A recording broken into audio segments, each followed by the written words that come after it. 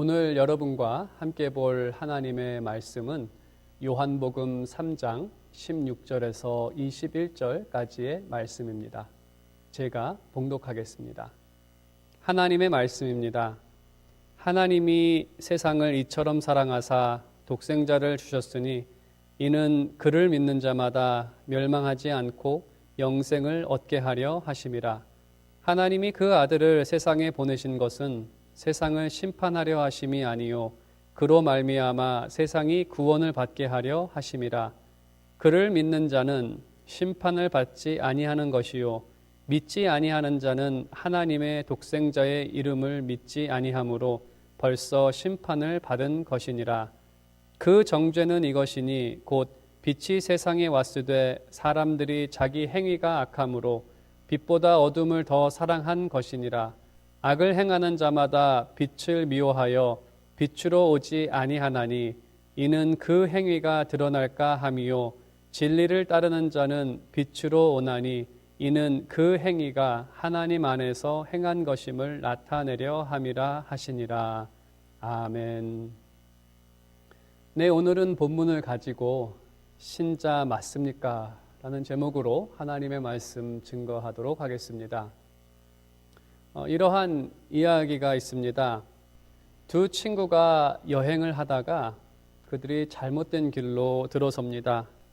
그렇게 잘못된 길로 2시간쯤 갔을 때 보이는 지형이 예상과는 전혀 다르고 익숙지 않은 그러한 이 지형적 모습 때문에 한 친구가 다른 친구에게 우리 잘못된 길로 온 것 같다고 말을 합니다. 그 말을 들은 친구는 이렇게 대답했다고 합니다. 잘못된 길이라는 것을 1시간 전에 이미 알고 있었는데 지금까지 걸어온 시간이 아까워서 그냥 이 길을 따라 걸었다고 그러한 답변을 주었습니다. 참 어리석은 모습입니다. 그 친구의 어리석음으로 1시간 정도 갔을 때 1시간만 되돌아왔으면 됐지만 2시간이나 가는 바람에 2시간 돌아오게 되는, 아무리 아깝더라도 잘못된 길에 들어서면 빨리 돌아서는 것이 상책입니다. 이 말씀을 드리는 이유는 현재 지금 이 시대의 교회의 어떤 전체적인 모습, 구체적으로 신실한 분들도 계시지만 전체적인 모습을 보게 되면 교회의 방향이 잘못된 길로 계속 가고 있다는 그러한 생각과 또 그러한 모습들이 주변에서 나타납니다. 어찌 생각하면 지금까지 스스로 성공이라고 말하며 세웠던 일들이 아까워서 돌이키지 못하고 계속해서 비슷한 신앙 생활의 방식을 고집하면서 걸어가는 그러한 어리석은 모습처럼 비춰집니다.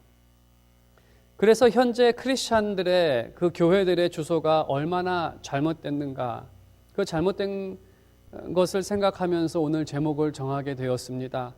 이 세상에 살아가는 현대 사람들이 크리스찬들에게 묻는 질문은 당신들은 신자가 맞습니까? 라는 질문을 묻습니다. 믿음에 대해서 아무것도 알지 못하는 세상도 저런 모습은 아닌데 라는 생각에서 묻는 질문입니다.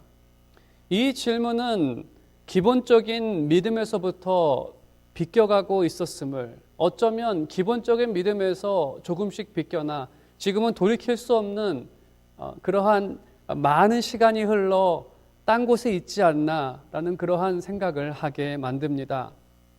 그래서 오늘 이 요한복음 3장 믿음의 기본을 우리에게 가르치고 있는 이 요한복음 3장은 우리가 다시 한번 들어야 할 그러한 하나님의 말씀이라고 생각이 듭니다.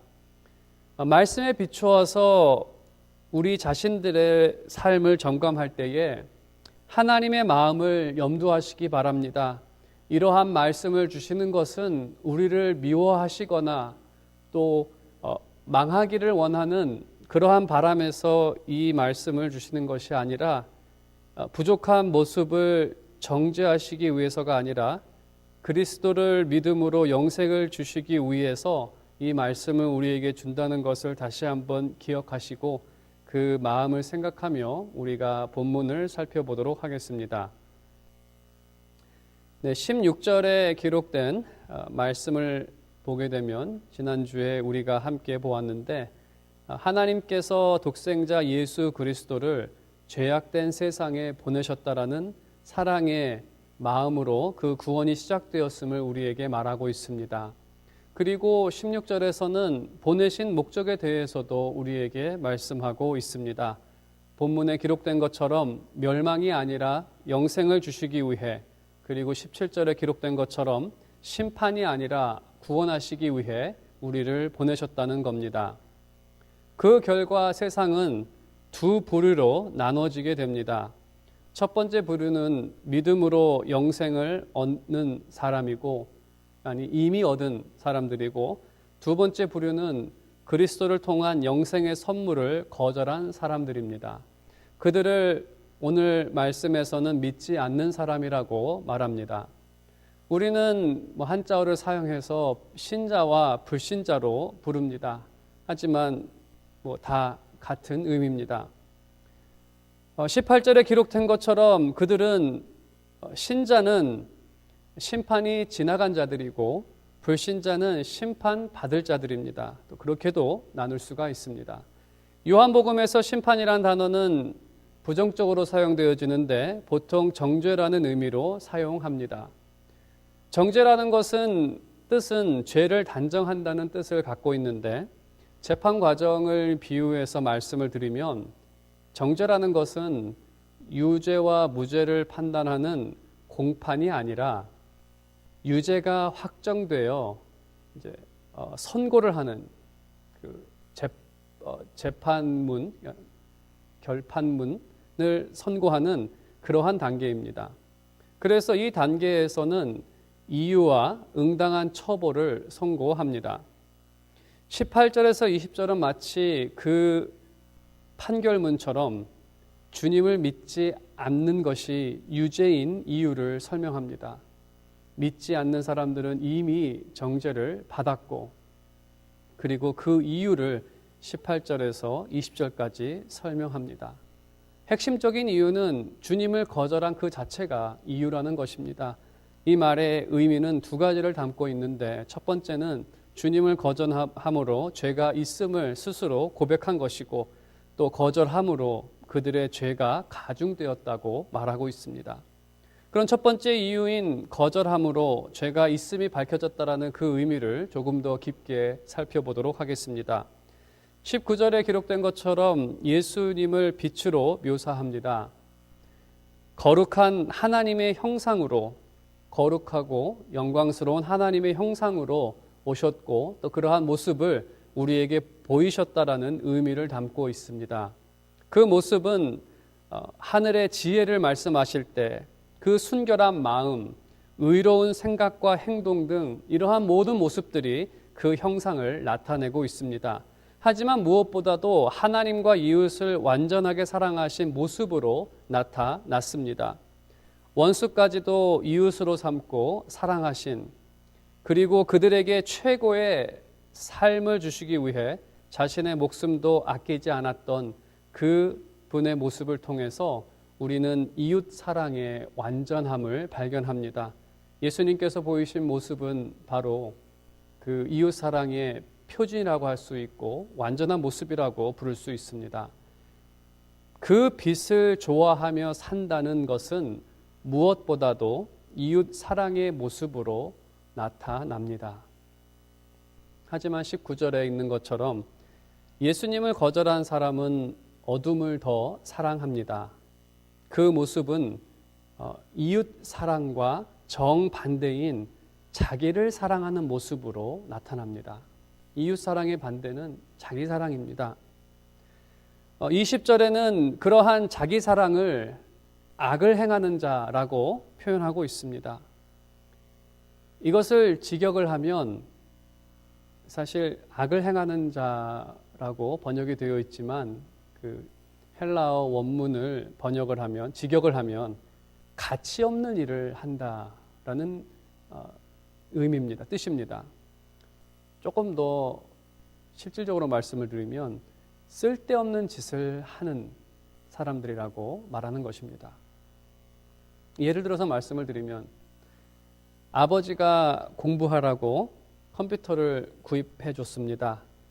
하지만 공부는 안 하고 딴짓을 하는 그 컴퓨터로 SNS, 페이스북과 같은 SNS를 하고 게임을 하고 유튜브에 매달린다면 그러한 일들이 쓸데없는 짓이라는 것입니다. 이와 비슷하게 하나님 아버지께서도 우리에게 각양 은혜를 주셨습니다. 우리에게 기회를 주시고 학력도 주시고 어떤 분들에게는 또 어떤 분들에게는 기술과 뛰어난 지능을 주시고 또 건강을 주시고 각양 많은 은혜들을 주셨습니다. 이 은혜를 주신 것은 이웃을 섬기라고 주신 것들입니다. 그래서 이러한 것들을 가지고 이웃을 섬길 때 그것은 쓸데있는 일입니다. 하지만 그 은혜로 자기를 위한 일에 몰두하는 것은 쓸데없는 짓입니다. 무엇을 먹을까? 무엇을 입을까? 날마다 생각하는 것은 자기를 위한 일들만 생각하는 것은 쓸데없는 짓이라는 것입니다. 이웃사랑이 먼저 생각하는 것은 과연 이웃은 잘 먹고 살고 있을까? 이러한 상황에 아무개는 잘 지내고 있을까? 이것이 이웃사랑의 모습입니다. 빛이신 주님께 나아가지 못하는 이유는 그들의 삶이 이러한 삶의 모습이 그 악하고 게으른 행위가 드러날까 두려워. 20절에서 드러날까라는 단어는 단순히 드러나는 것이 아니라 수치를 당할까라는 뉘앙스가 담겨 있습니다. 쓸데없는 일에만 몰두하여 인생 헛살았다라고 인정하기엔 자신의 인생에 대한 자부심이 너무 크기 때문에 그러한 인정을 할 수가 없는 것입니다. 시간이 지나면서 점점 더 아까운 것은 내가 나의 인생을 위해서 노력한 일들이 아까워서 이제 돌이킬 수 없는 그 시점까지 가게 된 것일지도 모릅니다. 그래서 자신의 참 모습을 볼 수 없는 어둠에서 스스로를 속일 수 있는 곳에 머물게 되는 것입니다. 그리고 스스로 죄가 없다고 생각을 합니다. 그 결과 나는 죄가 없기 때문에 십자가가 왜 필요합니까? 라고 되묻는 그러한 위치까지 가게 되는 것이죠. 그래서 그리스도를 거절하게 되는 겁니다. 십자가를 통해 주시는 죄사함과 영생을 거절하는 이유는 내가 그 빛의 자리로 가길 원치 않기 때문에 나의 이 게으름과 쓸데없는 짓들이 나타나는 것이 수치스럽고 원치 않기 때문에 제가 이 말씀을 묵상하면서 4학년 때 일이 기억에 났습니다. 아침에 아버지가 2,000원을 용돈으로 주시면서 500원은 동생을 주라고 말씀하셨습니다. 하지만 낮에 친구들과 놀며 쓸데없는 일에 그 돈을 다 탕진해 버렸습니다. 그때 하는 일이라면은 떡볶이 사 먹고 또 오락실 가서 친구들과 진탕 노는 그러한 일을 한 것이죠. 그래서 동생 줄 돈은 없었습니다.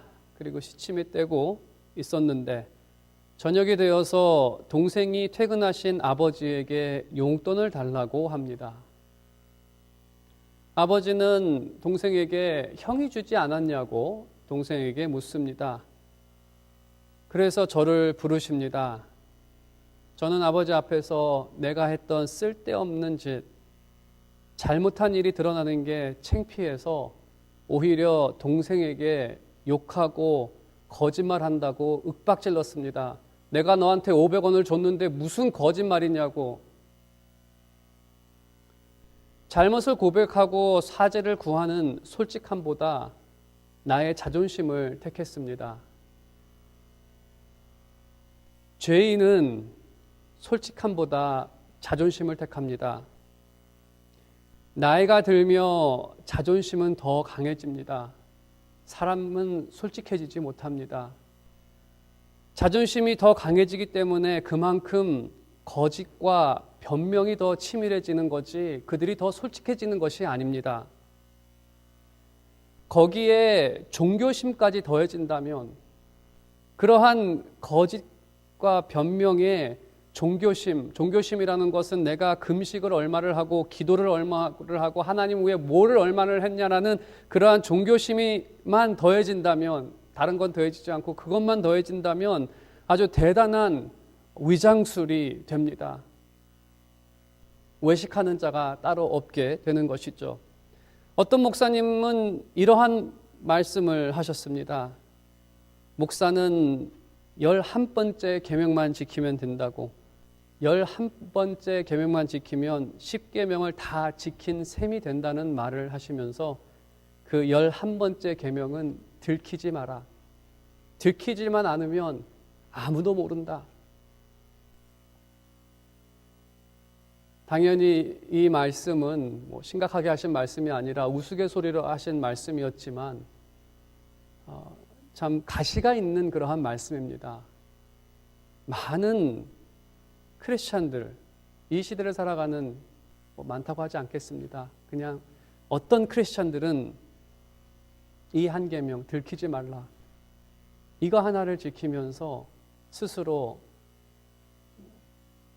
완전하다고 착각하는 삶을 삽니다. 신약 시대의 바리새인들이 그러한 사람들이었습니다. 일주일에 2번 금식하고 하나님에 대한 연보를 한 번도 스킵한 적이 없고 안식일을 빼먹은 적이 없고 길거리에 있는 불쌍한 사람들에게 불쌍한 사람들을 구제하는 그러한 일까지 했던 사람들입니다. 하지만 그러한 사람들에 대해서 예수님께서는 회칠한 무덤으로 그들의 삶을 비유하십니다. 그 이유는 겉으로는 좀 괜찮게 보일 줄 모르지만 그 속은 죽은 영혼과 썩은 시체가 있었기 때문에 그렇게 부르셨습니다. 그들은 그리스도 앞에 드러나는 자신들의 행위가 수치스러워 빛으로 나오지 못하고 그 행동 자체가 이미 스스로 유죄인 것을 밝힌 것입니다. 주님께 나오지 못하는 것, 그 십자가 앞에 나오지 못하는 그 사실 자체가 자기가 죄가 있다는 것을 고백하는 것이다라고 본문은 말하고 있습니다. 그 다음에 두 번째로 그리스도를 거절함으로써 그들의 죄가 가중되었음을 우리는 기억해야 합니다. 그들이 영생을 주시는 예수님을 거절함으로 죄가 가중이 되었습니다.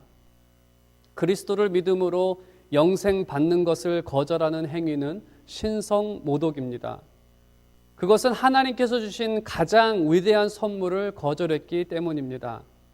선물이라는 것은 마음을 표현하는 방법입니다. 거기에는 감사와 때로는 애정이 담겨져 있습니다. 때로는 사람들이 개인의 이익을 위해 선물을 하기도 합니다. 하지만 보통 그럴 때에는 그것을 뇌물이라는 단어로 사용해서 부릅니다. 순수한 선물은 선물 준 사람의 이름이 기록이 됩니다.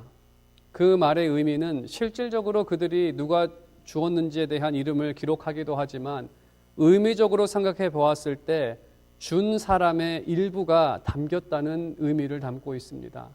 그 사람의 무언가가 담겨져 있기 때문에 선물은 함부로 거절하거나 함부로 다룰 수 없습니다. 왜냐하면 우리가 그 사람의 마음을 거절할 수도 있는 행동이 되고 또 함부로 다룬다는 것은 그를 그렇게 생각한다라고 비춰지기 때문에 선물은 함부로 거절하거나 다룰 수 없습니다. 특히 정성과 마음이 담긴 선물은 더욱 그렇습니다.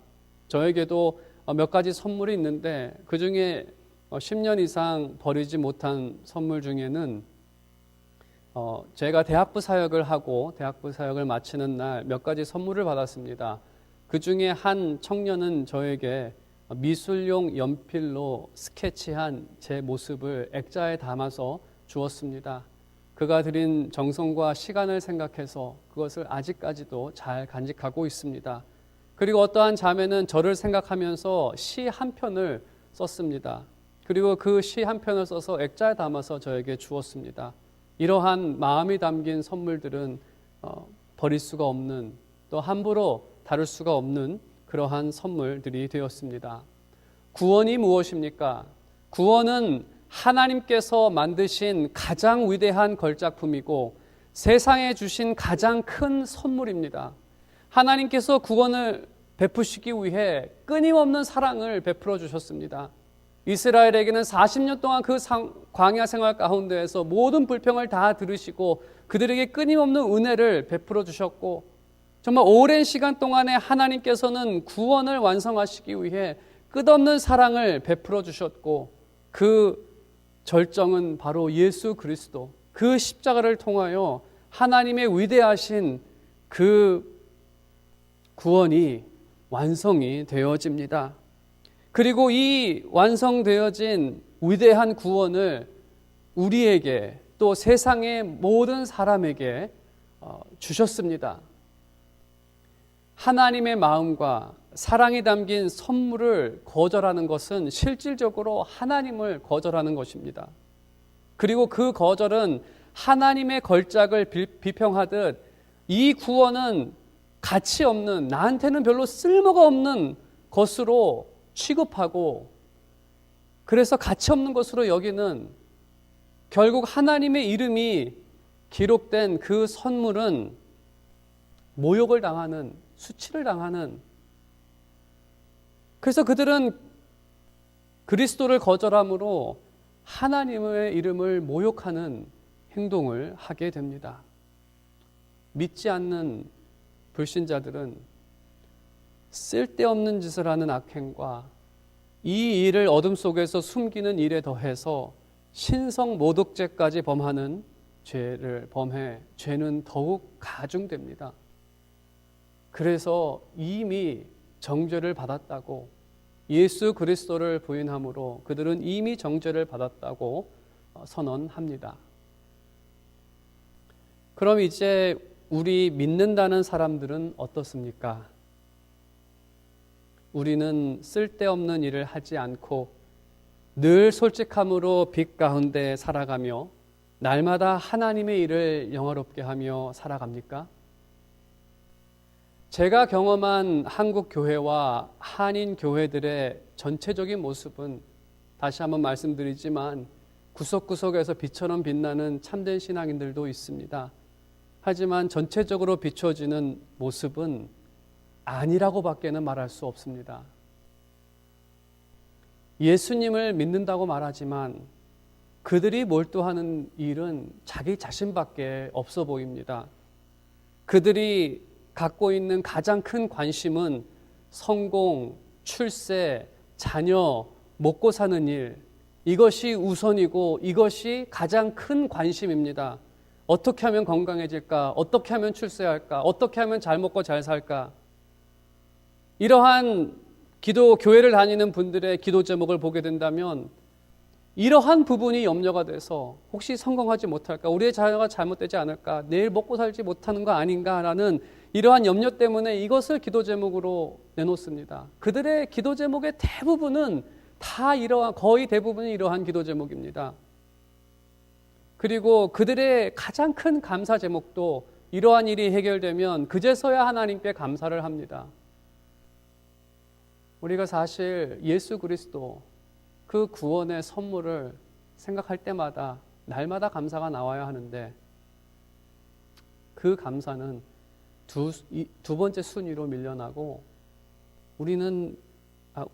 우리라고 하지 않겠습니다. 한국 교회의 전체적인 모습은 이러한 모습이라는 것입니다. 어쩌면 우리의 모습일지도 모릅니다. 한국 교회가 이러한 길을 걷게 된 이유에 대해 이러한 이야기를 들은 적이 있습니다. 어떤 유명한 목사님께서 교회를 막 개척하고 구원과 영생의 복음을 열심히 전했다고 합니다.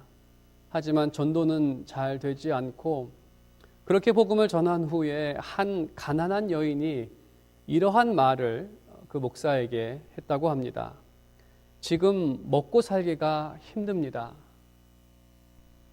이 말의 의미는 멀리 있는 영생보다 지금의 삶을 사는 게 더 급한 일이고, 또 지금 너무나 긴급하고 간절한데 저에게 영생의 복음이 무슨 소용이 있겠습니까? 라는 그러한 질문입니다. 그 말을 들은 목사님은 큰 고민에 빠졌다고 합니다. 고민하면서 기도하면서 묵상하면서 그렇게 해서 찾은 것이 삼박자 복음이었다고 합니다. 삼박자 복음이라는 것은 예수 그리스도를 믿으면 영혼도 잘 되지만 범사에 잘 되고 강건해진다는 그러한 가르침입니다. 믿으면 믿는 자에게 재물과 성공과 출세와 건강이 주어진다는 겁니다. 그래서 잘 믿는 사람의 증거가 재물과 성공과 출세와 건강은 잘 믿는 그러한 모습이 되었고, 또 크리스찬들이 추구해야 할 방향이 되어 왔습니다. 이 변질된 복음은 한국과 한인 교회에 많은 영향을 미쳤습니다.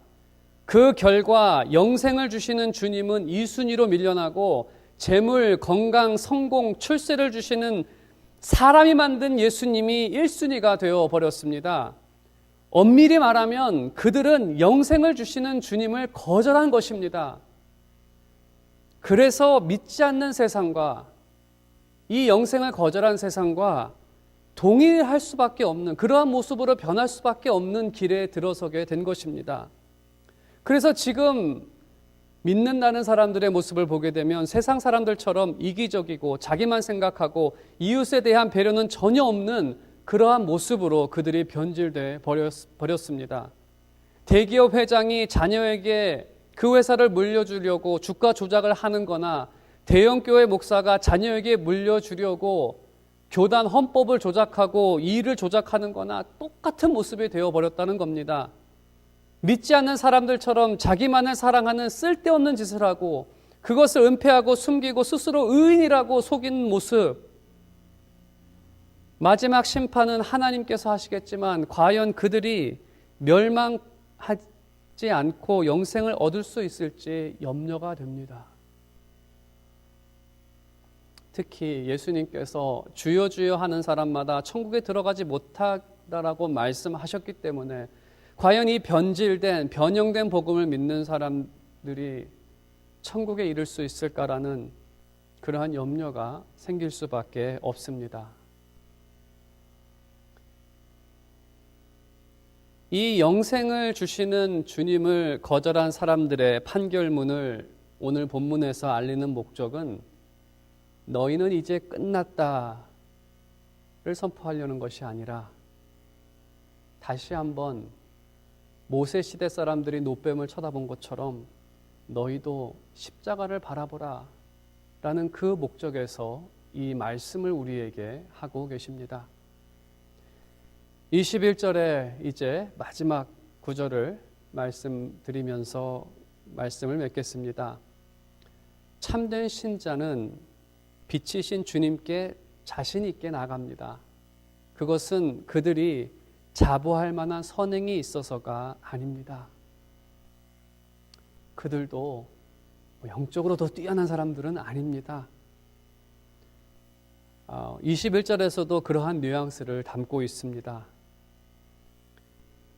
그들이 하나님께 나아가는 것은 만일 그들에게 하나님께서 보시기에 선한 만한 그러한 일이 있다면 그것은 하나님께서 완성하신 일이라는 것을 알리기 위하여 나아간다는 것입니다. 하나님께서 부족한 자를, 죄인을 구원하시고 선한 열매를 맺게 해 주셨기 때문에 그 선한 열매가 너무나 기뻐서 나 같은 사람에게 구원을 주셔서 하나님 앞에 감사와 기쁨으로 나간다는 그러한 의미입니다. 초대교회의 아주 유명한 교부 중 성 어거스틴은 이러한 고백을 합니다. 제가 좋아하는 그러한 성 어거스틴의 고백인데, 내 삶에 나타난 모든 악한 일은 나의 잘못이고 그 외의 일, 악한 일의 반대, 그 외의 일은 악한 일의 반대인 선한 일을 의미합니다. 그 외의 일은 하나님의 선물입니다. 다시 한번 말씀드립니다.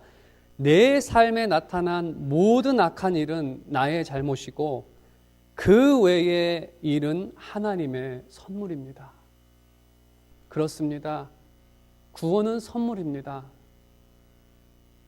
우리에게는, 한국과 한인교회에게는, 그리고 이 세상을 살아가는 모든 사람들에게는 선한 빛으로 나아갈 수 있는 기회가 우리에게 열려 있습니다. 제가 진정으로 바라는 것은 여러분의 삶이 날마다 이 영생을 주시고 삶을 죄에서 돌이켜 의의 길로 인도하시는 주님께 더 가까이 나아가는 것이고, 또 그 빛 가운데 나아갔을 때 우리의 죄가 더 드러날 때가 있습니다. 그럴 때마다 다시 한번 십자가를 바라보며 나를 구원하신 그 하나님을 기억하고 은혜 가운데 담대하게 그 빛 가운데 거하며 살아가는 그러한 여러분의 삶이 되시기를 주님의 이름으로 축원드립니다. 제가 기도하겠습니다. 하나님 아버지, 감사합니다. 하나님께서는 여전히 우리에 대해서 인내하시고 오늘도 끊이지 않는 사랑을 베푸사 인내하시고, 오늘도 하나님의 말씀을 통해 하나님의 마음을 알게 하여 주시며 우리에게 십자가로 그 영생을 향해 나아가라고 말씀하십니다. 주님, 지금까지의 삶이 부족했고 또 하나님 보시기에 너무나 악한 삶이었다면 이제는 우리를 용서하여 주시고, 이제는 그러한 삶에서 돌이켜 하나님께서 우리를 통해 만들고자 하시는 그 선민의 모습으로, 의로운 백성의 모습으로 날마다 변화시켜 주시옵소서. 그래서 우리도 하나님 앞에 선한 열매를 들고 나아갈 수 있도록 우리에게 놀라운 은혜와 축복을 허락하여 주시옵소서.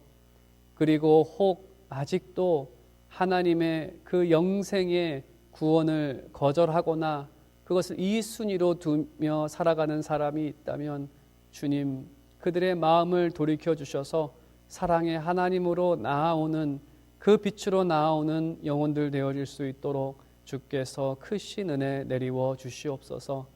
다시 한번 하나님께 모든 것 감사드리며 살아계신 우리 주 예수 그리스도의 이름으로 기도드립니다.